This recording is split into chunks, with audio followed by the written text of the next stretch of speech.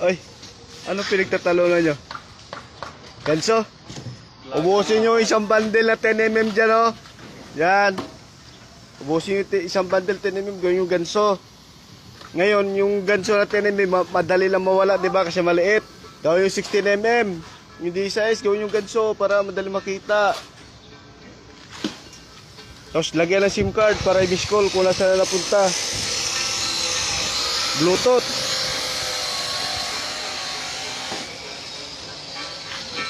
Ilang piraso na? Mo tagi nga? Oo, alam nyo na. Alam nyo. Basta iumang mo doon yung wieldingin nyo. Dito, tapang mo dito. Dyan. Meron nyo dyan. Wala na ba sa baba?